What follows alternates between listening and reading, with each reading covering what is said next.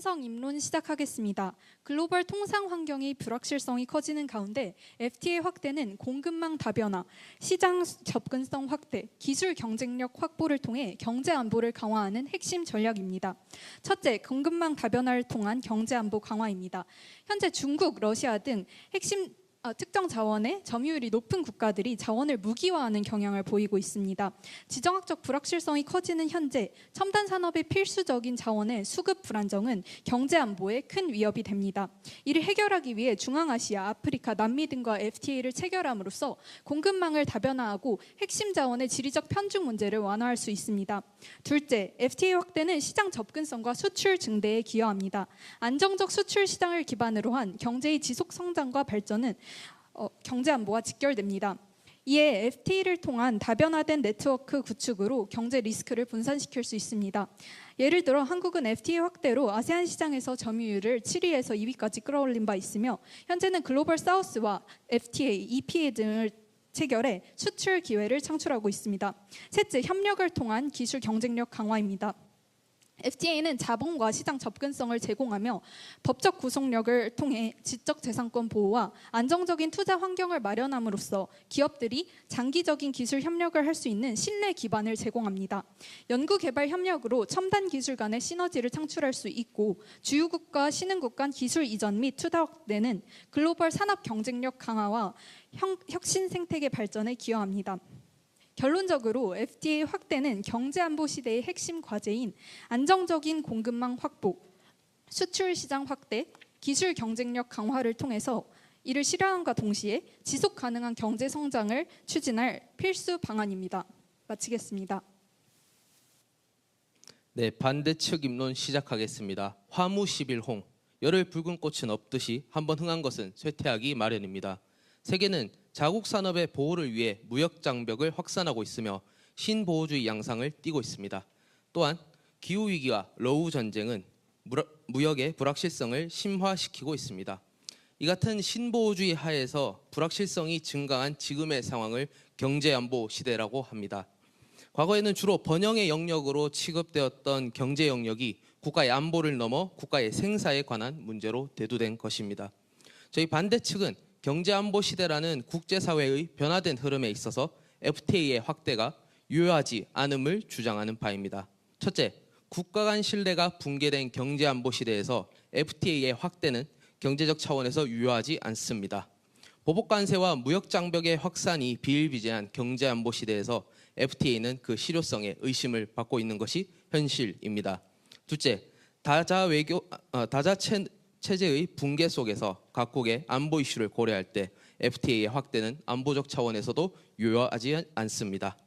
기술, 식량, 에너지 등 다층적인 안보 수요를 포괄하는 경제안보 시대에서 FTA의 확대는 시대적 흐름에 역행합니다. 셋째, 환경과 노동, 공급망 등을 다루는 신통상 이슈의 해결에도 FTA는 유효하지 않습니다. 열흘 붉은 꽃은 없듯 FTA가 과거에 유효했다라는 이유만으로 경제안보 시대가 도래한 지금까지 그 유효성을 낙관할 수는 없습니다.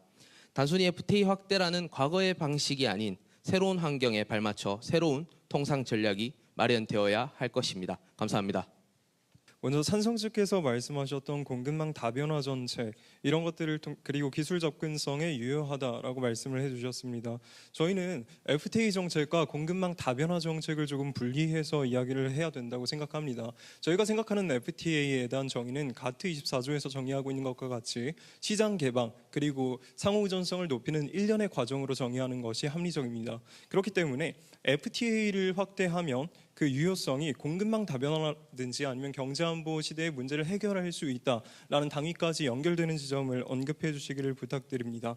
또한 FTA를 통해서 신뢰를 회복했다라고 말씀해 주셨지만 무역 불균형 등을 통해서 강대국이 각국의 통상 질서에 어떤 고통을 가중하고 있는 현상을 보았을 때 과연 신뢰를 회복하기 위한 수단인가에 대해서도 의문이 들 수밖에 없습니다. 이에 대해서도 충분한 답변 부탁드리겠습니다.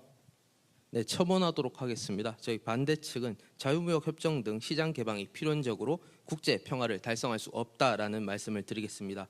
대외경제정책연구원의 자료에 따르면 국제 분쟁과 경제적 상호 의존성에 관한 보고서에 따르면 교역을 확대해도 상호 파괴적 경쟁을 야기할 수 있다라고 합니다. 교역 조건이 모든 경제 주체에게 유리한 것은 아니기 때문인데요. 그렇기 때문에 WTO 기구가 사실상 마비가 된 지금의 경제 안보 시대에 있어서는 FTA만으로는 국제 평화 또한 달성할 수 없다라는 점을 강조드리도록 하겠습니다. 시간이 남아서 조금만 첨언을 드리면 결국에 WTO 체제 자체가 지금 마비되고 있는 현상인데 국제 신뢰 회복을 위해서 WTO 체제 자체를 궁극적으로 어떻게 발전시키고 회복시킬지에 대한 구체적이고 실증적인 대안 또한 입증해 주신다면 생산적인 토론이 될 것 같습니다. 감사합니다. 네, 반대측 입론 잘 들었습니다. 네, 저희는 먼저 공급망 다변화 문제에 대해서 FTA가 충분히 공급망을 다변화하는 데 효과가 있다고 생각합니다. FTA 확대로 편중화가 완전히 해소되지는 않을 수 있지만 새로운 무역 경로를 개척하고 의존도를 분산하는 효과는 분명히 있습니다. 한 호주 FTA 체결 후에 천연가스 수입액이 전년 대비 55.4% 증가하는 등 카타르 중심의 수입 구조에서 다각화할 수 있었습니다. 결과적으로 핵심 자원의 안정성을 강화하고 자원이 필수적인 중류 하류 산업의 지속 가능한 성장을 보장한다는 점에서 FTA는 분명 전략적 수단이라고 생각합니다. 뿐만 아니라 상대 측에서는 무역 불균형의 이야기를 들어 FTA가 무효하다고 말씀하셨습니다. FTA의 기조가 이전과는 달라지고 있습니다. 단순한 무역 촉진에 그치는 것이 아니라 상대국에 맞는 기술 이전과 인력 교육을 제공하여 현지 산업과의 연계 협력을 촉진하고 있습니다. 이로써 업스트림에서 다운스트림까지 가치 사슬을 연결함으로써 산업 성장과 고용 창출에 기여하는 등 양국의 성장을 함께 목표로 한다는 점이 중요합니다.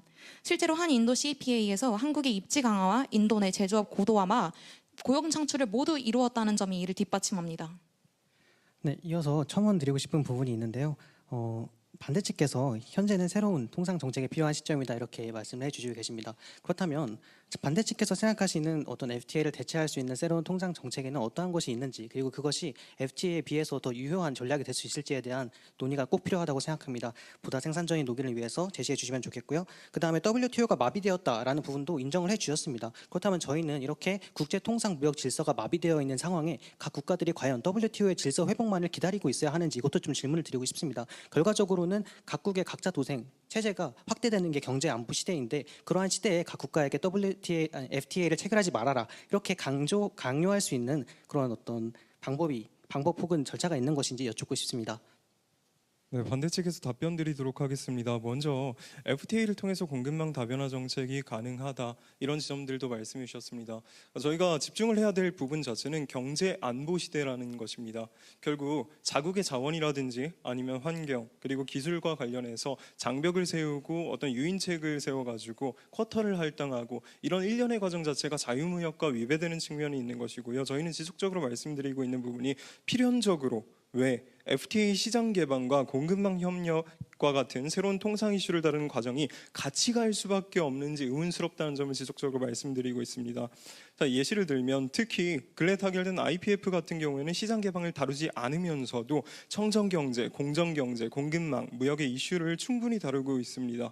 실제로 정인교 산업통상자원부 통상교섭본부장에 따르면 공급망 협정 이행기구의 가동, 청정경제 공정경제협정의 발효는 인태지역의 지속가능한 발전과 공정한 경제질서 구축을 위한 강력한 신호탄이 될 것이라고 이야기하고 있습니다.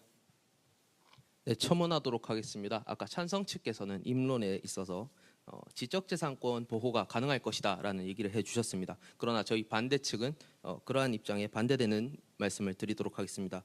기술 안보와 FTA는 괴리가 되는 측면이 존재합니다. 실제로 발생하고 있는 기술 유출이 바로 그 근거입니다. 과학기술과 맞물려 기술 안보는 경제 안보 시대의 핵심 과제로 떠올랐습니다. 한국의 경우 국정원에 따르면 2019년부터 올해 9월까지 적발한 산업기술의 해외 유출 건수는 115건으로 집계되었고, 이 중 국가 핵심 기술이 37건으로 32.2%를 차지합니다. 국가 핵심 기술은 반도체, 자동차, 2차 전지 등 우리나라의 주력 산업과 관련해 기술적 경쟁 가치가 높아 해외로 유출되면 국가 안보와 국민에게 악영향을 미칠 것이 자명합니다. 이에 대한 설명 부탁드리도록 하겠습니다. 네, 우선 IPF에 대해 언급을 해주셨는데요. 저희는 이러한 IPF가 FTA와 충분히 병행 가능하다는 점을 언급드리고, 저희도 이런 프레임워크의 필요성을 인정하며 이를 적극적으로 함께 활용하는 방식을 생각할 수 있습니다. 다만 다만 FTA가 가지는 강점도 생각해야 합니다. 자원국의 그런 경제 안보 시대의 자원국의 외교적인 변심이나 정책 변경으로 인해서 공급망이 불안정해질 위험이 있는데요. 대표적으로 EU와 러시아는 FTA 미체결 상태에서 인프라를 구축하고 천연가스를 공급받았으나 2022년에 전쟁 후 정치적 갈등으로 인해서 러시아는 이를 정치적 압박 수단으로 활용하고 있습니다. 이와 달리 FTA는 법적 구속력을 통해서 지속적이고 안정적인 교역 환경을 제공한다는 장점을 가지기에 이를 상호 보완하여 사용한다면 더욱 효과적일 것이라고 생각합니다. 네, 그리고 FTA가 특정 산업에 대해서 보호를 하지 못할 것이다 이런 부분에 대해서 우려를 하고 계신 것으로 보입니다. 경제 안보 측면에서 특히 농업 측에 대해서 짚어주셨다고 생각을 하는데요. 하지만 이는 예외 조항으로 충분히 보호가 가능한 부분이라고 생각을 합니다. 그래서 민간 품목에 대해서 관세를 철폐를 유예하고 그리고 산업을 다각화하는 그런 방안들을 통해서 충분히 각자 산업의 산업 경쟁력을 제고할 수 있는 그런 도구가 될 수 있다고 생각을 합니다. 그에 대한 실제 사례로서 한국의 농업 사례를 들고 싶습니다. 실제로 우리나라에서 FTA를 체결하기 전에 농업 부분에 대해서 경쟁력을 잃을 것이다 이런 우려가 굉장히 많았던 것으로 기억을 합니다. 하지만 결과적으로 예외 조항을 시행하고 그 시행하는 기간 동안 산업 다각화를 추진하여 우리나라는 인삼과 김과 같이 특화된 농산물로 경쟁력을 제고해 오히려 FTA를 시행한 이후에 이전보다 농업 수출량이 더 증가를 했습니다. 그리고 적절한 정부 지원으로 돼지 축산 산업도 경쟁력을 갖추어서 자급률 80%를 달성하면서 안정적인 성장을 이뤘습니다. 이는 국내 산업의 경쟁력 향상은 과도한 보호나 보조금 지원만으로 이루어지는 것이 아니라 국내 기업 간의 경쟁을 통해서 이루어진다는 KIEP의 분석을 뒷받침한다고 생각합니다. 이에 대한 답변 듣고 있습니다.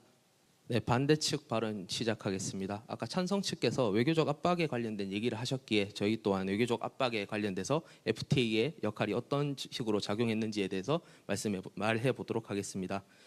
트럼프 전 대통령이자 지금 현재 미국 대통령 당선인입니다. 트럼프 대통령의 발언을 인용해 보겠습니다. 한미 FTA는 오바마 정부의 깨진 약속이다. 7만 개의 일자리가 생기는 대신에 10만 개의 일자리가 없어져 버렸고 한국으로의 수출은 거의 늘지 않았습니다. 트럼프 대통령은 일단 한국 FTA 때리기는 러스트벨트 유권자 즉 특히 백인 중산층의 표를 노린 것으로 풀이가 됩니다. 저희 측은 과연 FTA가 평화를 담보하고 외교적 압박이 실제로 존재하지 않는가, 오히려 정치적으로 이용되어서 외교와 평화를 저해할 수 있지는 않는가에 대한 강한 의문을 들고 있습니다. FTA가 자국 산업에 대해 피해로 작용한다는 점을 들어 오히려 정치적 경쟁의 도구로서 활용되는 상황이 바로 경제 안보 시대의 안타까운 현 주소라는 점을 말씀드리겠습니다.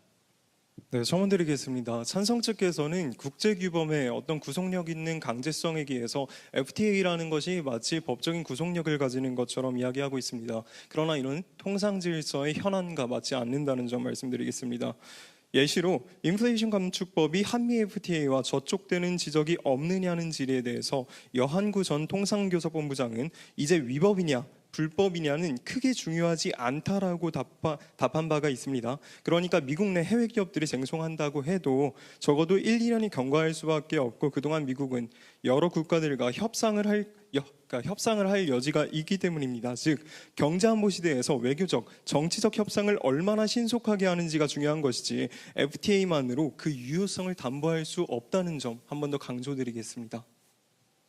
저희가 지속적으로 질문을 드리고 싶은 점은 IPEF가 공급망 다변화를 하는 측면에 있어서 효과가 있다라고 주장을 해주시고 계시는데 저희도 그 부분은 분명히 인정을 한다고 말씀을 드렸습니다. 다만 IPEF로 다뤘을 때 유리한 부분이 있고 FTA로 다뤘을 때 유리한 부분이 있다는 것을 분명히 말씀드렸습니다. 그러면 찬성 측께서는 지금 IPEF의 어떤 장점, 공급망 리스크를 다루는 그런 장점을 강조할 것이 아니라 FTA와 왜 병행이 불가능한지 이런 것을 좀 여쭙고 싶습니다. 왜냐하면 당장 우리나라만 해도 IPEF와 FTA 확대 전략을 병행해서 사용하고 있습니다. 그렇다면 이것이 FTA 확대 전략이 아니라고 할 수 있을까요? 우리나라뿐만 아니라 영국을 비롯한 신흥국부터 인도네시아 같은 영국을 비롯한 주요국부터 인도네시아와 같은 신흥국까지 이러한 전략을 보이고 있습니다. 그렇다면 이러한 전략이 충분히 유효하다라는 점을 반증한다고 생각을 합니다. 이어서 앞서 국내 산업이 취약해진다라는 부분을 언급해 주셨는데 그 전에 저희가 분명히 국내 농업의 사례를 통해서 이것이 충분히 가능하다라는 점을 말씀드렸습니다. 따라서 이것은 정부의 어떤 다각화 노력으로 극복이 가능하다라는 걸 다시 한번 말씀을 드리고요. 거꾸로 지나친 보호무역주의로 시장 개방에 부정적이었던 일본 농업이 어떻게 되었는지를 한번 말씀드리고 싶습니다. 일본 농업은 보호주의에 의해서 대부분의 FTA 대상에서 제외되었지만 그 결과 농업 경쟁력이 지속적으로 악화되어서 오히려 식량 자급률이 감소하는 결과를 낳았습니다. 그래서 결국 소비자가 부담하는 농산물 가격만 증가한 문제를 겪고 있는데요. 이러한 문제는 결국 FTA 자체의 문제가 아니라는 점을 역설을 드리고 싶습니다. 현 외교 상황에서의 FTA 역할도 말씀드리고 싶습니다. FTA를 통해서 안정적 파트너십을 확보할 수 있다고 생각합니다. 중국은 1대1로 AIIB, NDB 등 다자 협력과 인프라 투자를 통해서 대규모 경제적 지원을 쏟으며 이 글로벌 사우스로의 영향력을 발휘하고 있습니다. 이후 동안 이들 국가들과 EPA를 확대하는 등의 모습을 보이고 있는데요. 글로벌 사우스로서의 진출에 있어서 비교적 후발주자로서 FTA를 통해서 이들 국가들이 필요로 하는 경제적 협력, 기술 이전, 인프라 개발 등의 실질적 도움을 주어 서방 및 중국과 차별화된 중립적이고 호혜적인 경제 협력 관계를 구축할 수 있습니다. 네, 반대측에서 답변 드리겠습니다. 지속해서 찬성 측에서는 공급망 이슈라든지 신통상 이슈의 해결 강조해 주시면서 이것이 FTA와 필연적으로 같이 갈 수밖에 없는 이유에 대해서는 답변하지 못하고 계십니다. 이 부분에 대해서 저희는 공급망 이슈가 병행 가능하다는 지적에 대해서 병행 불가능한 지점, 충돌하는 지점이 경제안보 시대에서 존재함을 입증하고자 합니다. FTA는 양국 간의 협정인 형태뿐만 아니라 메가 FTA 방식으로 확대되어 가고 있는 양상입니다. 또한 WTO 체제에서 다자무역의 현실적인 한계가 있기 때문에 양국 간의 관세 철폐나 시장 개방을 우선적으로 이루자는 취지에서 만들어진 것이 FTA입니다. 즉 FTA는 자유무역이라는 WTO의 가치를 현실적으로 수행할 수 있는 도구로서 역할을 하는 것이죠. 따라서 FTA와 자유무역 기조는 분리될 수 없습니다. 오히려 찬성 측에서 전 세계 자유무역 기조와 무관하게 FTA 확대가 가능하다고 주장하는 것은 FTA 본질을 고려하지 않은 것뿐만 아니라 현실적으로 FTA 확대를 통해서 경제안보 시대에 나타나는 통상 문제들을 해결할 수 없음을 인정하시는 것이라고 생각합니다. 결국 경제안보 시대에서 FTA 확대는 효과적이지 못한 것이 현실입니다. 네, 첨언하도록 하겠습니다. 경제안보 시대에서 공급망 안정화 정책과 시장 개방은 서로 충돌하는 부분이 존재한다는 점을 말씀드리겠습니다. 미국과 EU는 공급망 안정화를 명분으로 자국 및 국내 유치 해외 기업에 막대한 보조금 정책을 쏟고 있는데 이는 명백히 자유무역과 위배되는 측면이 존재하게 됩니다. 공급망 안정화 정책은 기업에 보조금과 같은 인센티브를 주면서 타국에 관세를 부과하는 방식으로 이어질 수밖에 없기에 시장 개방과 역행하는 지점이 분명히 존재하는 모습을 보이고 있습니다. FTA 확대 전략이 다자체제의 규범의 근간으로 하는 한 그 실효성에 대해서는 저희가 담보할 수 없다라는 말씀을 드리겠습니다. 앞서서 FTA가 공급망 다변화 이외에도 기술 협력이나 혹은 환경 노동 문제 등의 신통상 이슈를 제대로 담는지 못한다고 말씀하셨습니다. 분명 이러한 부분에서도 FTA가 하는 역할이 존재한다고 생각합니다.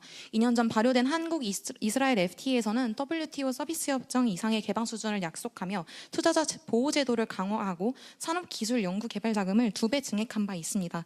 이로써 양국 간의 교류는 더 확대되었는데요. 사실상 이렇게 글로벌 분절화가 이루어지고 있는 상황에서 FTA를 통해서 이런 투자 안정성을 보강하고 상호 호혜적인 경제 협력 관계를 구축한다면 이러한 기술 분야에서도 협력이 더 잘 일어날 것이라고 생각합니다.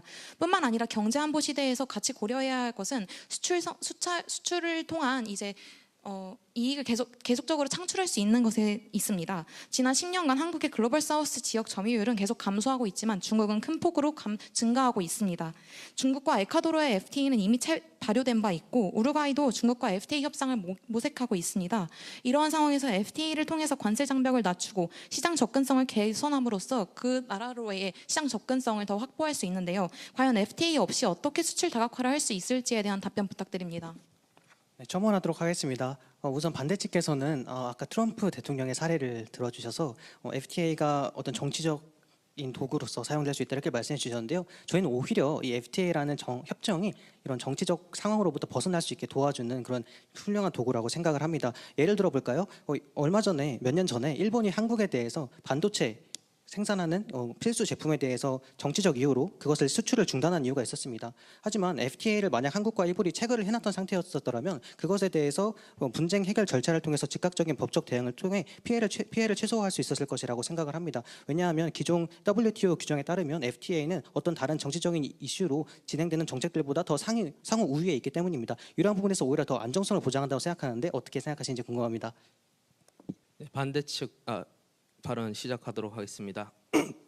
아까 찬성 측께서는 신통상 이슈에서의 노동 문제에 대해서 얘기를 하셨습니다. 그것을 FTA를 통해서 해결할 수 있다는 얘기 또한 하셨습니다. 그렇지만 그렇지 않은 사례를 한번 예시 들어보도록 하겠습니다.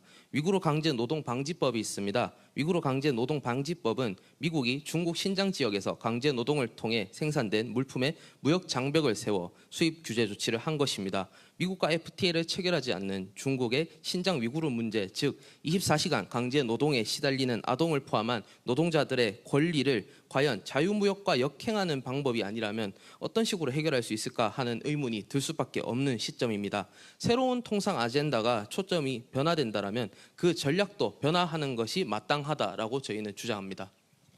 또한 저희가 첨언해서 말씀드리면 주장하는 것이 단순히 FTA를 경제안보 시대에서 같이 갈 수 있다 수준이 아니라 경제안보 시대를 타개하기 위한 효율적인 방법이다, 효과적인 방법이다를 주장해 주셔야 할 것입니다. 저희는 FTA가 신통상 규범을 다루는데 효과적이지 못함을 입증하고자 합니다. 첫 번째로 FTA는 기체결 국가에게만 구속력을 가질 수 있습니다. 그런데 현재 경제안보 시대에서 환경과 노동 이슈는 세계 각국의 전범위적인 그런 공조를 통해서 이루어질 수 있음을 알 수 있습니다. 이런 점에 대해서 이제 기체결 국가에 한정되는 부분이 있다는 점 말씀드리고요. 한정되는 부분조차도 강제성을 담보하기 어렵습니다. 저희가 지속적으로 말씀드리는 바와 같이 어떤 조항이라든지 법적인 제도가 강제성을 가지려면 그것을 집행할 수 있는 기구의 권위 또한 보장되어야 합니다. 그러나 지금 미국이 2019년에 WTO 위원 선임을 반대하면서 사실상 WTO 분쟁 해결 기구는 식물인간화된 것이 현실입니다. 이런 부분 한 번 더 강조해서 말씀드리도록 하겠습니다. 우선 저희가 먼저 말씀드리고 싶은 점은 FTA의 질적 확대도 논제에서 말하는 FTA 확대 전략에 포함한다는 것을 짚고 넘어가고 싶습니다. 올해 발표된 통상 정책 로드맵에서 FTA 확대 전략에는 미체결 국가들과 새롭게 체결하는 양적 확대뿐만 아니라 질적 확대의 측면을 강조하고 있습니다. FTA가 관세, 원산지 등 무역 규범뿐만 아니라 비관세 분야 그리고 새로운 경제안보 이슈 말씀해주신 환경과 노동에 있어서도 EPA와 같은 FTA를 변형한 제도를 통해서 충분히 활용 가능하다고 생각합니다. 네, 그리고 지속적으로 IPF와 같은 프레임워크의 어떤 규정과 FTA의 규정을 언급하시면서 둘이 병행이 불가능하다라는 것을 말씀을 해주고 계시는데요. 이것은 반대 측에서 규정을 자의적으로 해석하는 것에 의한 오류라고 생각을 합니다.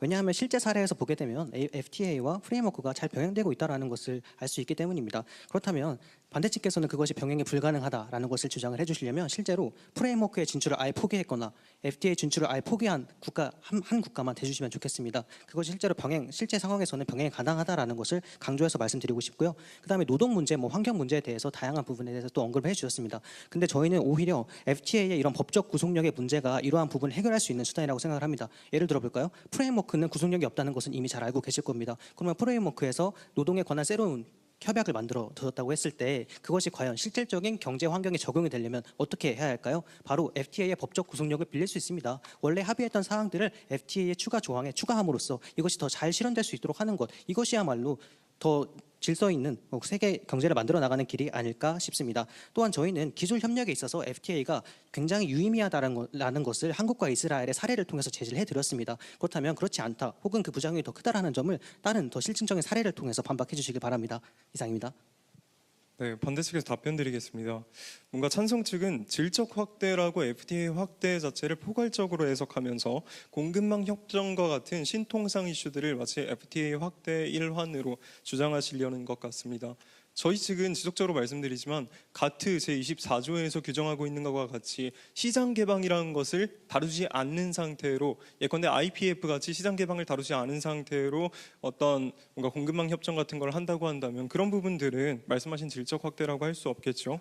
두 번째로 단순히 병행 가능하다 차원의 논의가 아니라 병행되어야만 하는 당위성에 대해서 이야기할 때 경제안보 시대에 대한 효과적인 논의를 가능하게 한다고 생각합니다. 저희는 이런 시장 개방도를 낮추는 것에서 넘어가서 협의를 통해서 이런 문제를 해결해야 된다고 생각합니다.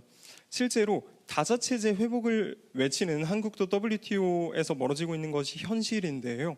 수입산 철강과 알루미늄에 관세를 부과하는 조치를 트럼프가 꺼냈을 때 한국은 미국의 철강 수출 쿼터 70%를 받아들인 바 있습니다. 사실 쿼터는 WTO 체제 내에서 금기 사항이죠. 다자체제를 수호하고 무역 강국으로 나아가려는 한국에서도 이러한 모습이 현실인데 과연 다자체제 회복이 현실적으로 가능한지 의문입니다. 네, 그리고 아까 찬성 측께서 실증적인 기술 협력이 실패한 사례에 대해서 한번 소개를 부탁드려서 거기에 대해서 한국의 기술이 유출된 사례를 다시 한번 더 말씀드려 보도록 하겠습니다. 2022년에는 4조를 들인 삼성 반도체의 핵심 기술이 중국으로 유출되어서 관련 연구원 등 30명이 추가 입건된 사례가 있었습니다. 기술 패권 시대라고 할 만큼 기술의 중요도가 커져가고 있는 것이 현재의 경제안보 시대의 흐름인데요. 이런 상태에서 어떤 식으로 FTA 확대가 능사가 아님은 말씀드려 보도록 하겠습니다. 먼저 지속적으로 반대 측에서는 이러한 보호무역이 증가되고 있는 신통상 시대에 있어서 FTA가 주는 시장 개방의 부작용에 대해서만 지금 집중하고 계시고 있습니다. 그렇지만 반대 측에서 지금 이야기하고 계시는 다자간 협의가 현실적으로 가능한지에 대한 의문이 듭니다. WTO 체제가 현재 지금 흔들리고 있는 상황이며 이 모든 나라의 이해관계가 다르기 때문에 이들을 모두 만족할 수 있는 협의체가 만들어지기 어려운 실정입니다. 이는 실증적인 그런 효과를 낳지 못하고 계속해서 지지부진한 결과만 낳는 것은 아닌지에 대한 의문이 듭니다. 뿐만 아니라 이 신통상 시대에서 중요한 여러 가지 요건 중 수출 확대를 지속해야 된다는 점, 그리고 글로벌 사우스로의 진출을 어떻게 이러한 FTA 없이 가능할 것인지에 대한 답변 부탁드리겠습니다. 뿐만 아니라 이 신통상 시대에서 디지털 무역의 활성화를 통해서 FTA 역할 또한 중요합니다. 경제 시스템을 구축하거나 B2C, B2B 솔루션을 확산하는 등에 있어서는 상호 간의 법적, 제도적 틀을 마련하는 것이 필수적입니다. 여기서 FTA가 제공할 수 있다고 생각합니다.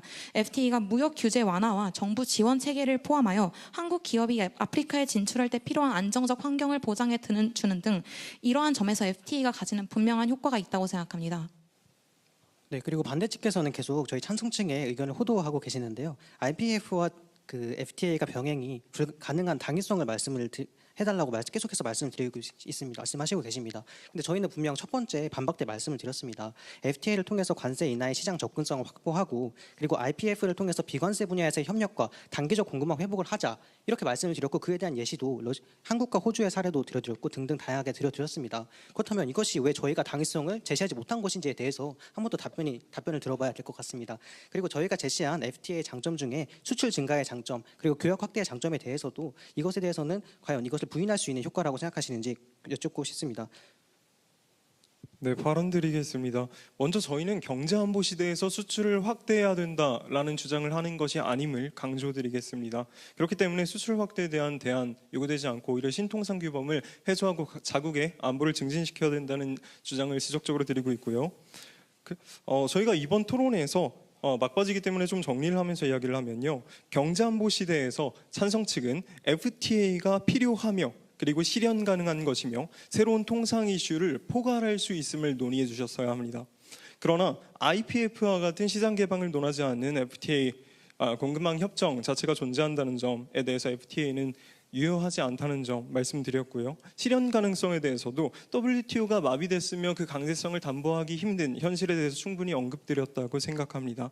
마지막으로 새로운 통상 이슈를 포괄할 수 없다는 점에 대해서는 FTA가 가지는 순기능 저희 또한 인지하지만 그것이 지금 환경과 노동 각 국가의 전범위적인 협력이 필요한 상황에서는 상당히 제한적으로 이루어질 수밖에 없다는 점에 대해서 포괄할 수 없다 이런 말씀을 드리겠습니다. 네, 첨언하겠습니다. 반대 측은 보호무역을 지지하는 것도 자유무역으로서의 회기를 포기하자라는 것도 아닙니다. 그러나 현재 토론은 경제안보 시대의 FTA가 가지는 유효성을 다루는 토론입니다. 자국의 이익이 중심으로 움직이는 경제안보 시대에서 FTA가 가지는 시장 개방과 관세 철폐는 공급망 문제와 해결에 도움을 주지 못할 뿐만 아니라 실효적이지도 못하다라는 말씀드리겠습니다. FTA는 현재도 활발하게 논의가 되고 있는 상태이지만 싱가포르와 우리나라의 경우 경제 영토의 대부분과 FTA를 체결했음에도 불구하고 보호무역의 기조가 해결되는 기미가 보이지 않는 것이 현재의 실태입니다. 즉 현재의 사실만으로는 FTA의 확대가 가지는 실효성을 담보하기 어렵다라는 말씀을 드리겠습니다. 그렇다면 반대 측께서는 FTA 확대가 유효함을 말씀해 주시기 바랍니다. 우선 저희는 FTA와 IPF를 병행하는 방법을 말씀을 드렸고, 병행해야 되는 당위성에 대해서는 현재 경제안보 시대에 지속적으로 언급해 주시는 경제안보 시대인 만큼 각 국가에서는 핵심적인 과제 해결이 국가의 의무라고 생각됩니다. 그로 예를 들어드린 것이 공급망 다변화, 시장 접근성과 수출 확대, 기술 경쟁력과 안보의 측면인데요. 이러한 세 가지 측면에서 저희는 이것이 유효하다는 것을 말씀드렸는데, FTA가 물론 모든 것을 해결 가능한 것은 아닙니다. 하지만 저희가 모든 것을 반대 측에서 그 모든 것을 해결해 주실 만한 그런 대안을 제시해 주지 않은 상태에서 FTA는 여전히 유효한 정책이라고 생각합니다.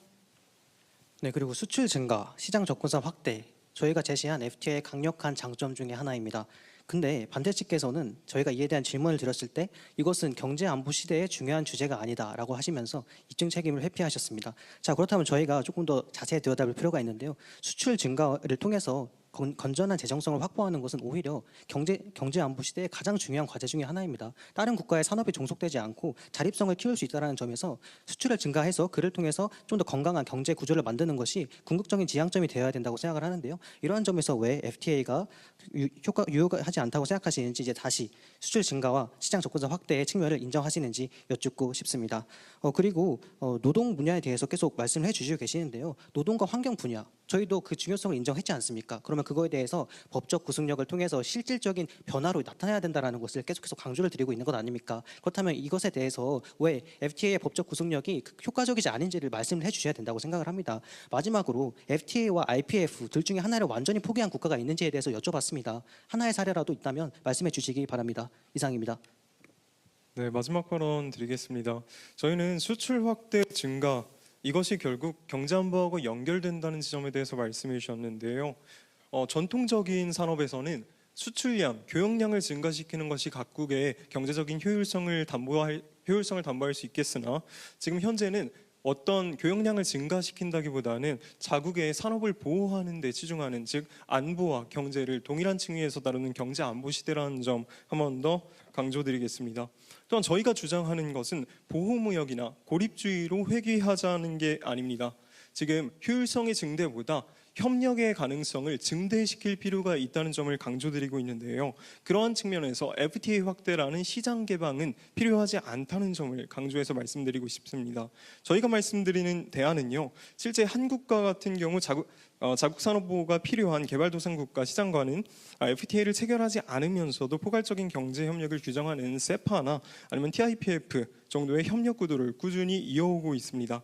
공급망, 그린 디지털 등 신통상 이슈를 충분히 다루고 있는 것이죠. FTA, 무역 불균형이라는 지금 각국의 통상 마찰을 야기하고 있는 것이 현실입니다. 그런데도 불구하고 찬성 측에서는 여전히 시장 개방만을 논하시면서 이런 부분들이 필연적으로 같이 갈 수밖에 없는 이유에 대해서는 입증이 부족했다고 생각합니다. 감사합니다.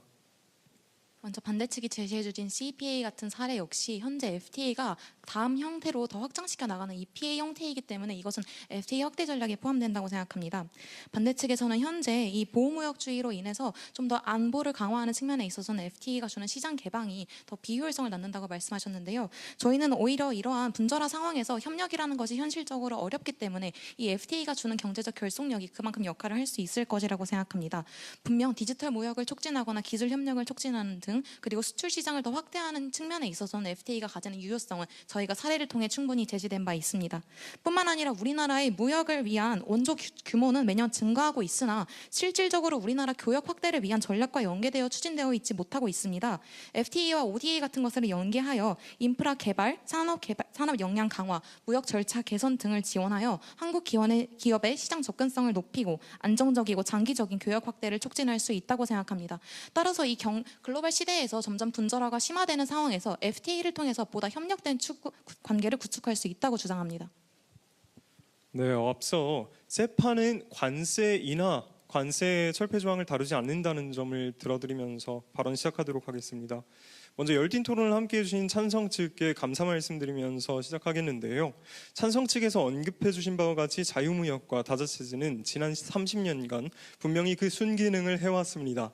그러나 본 토론에서의 논의는 경제안보 시대에서 또한 그러한 기능이 가능할 것인지 논해져서야 합니다. 나아가 기술, 식량, 환경, 노동 등 새롭게 나타나는 신통상 이슈를 어떻게 FTA 체제 내에서 해소할 것인지, 주장하는 해결 방안은 타당한지 실증적이고 구체적으로 입증해 주셨어야 합니다.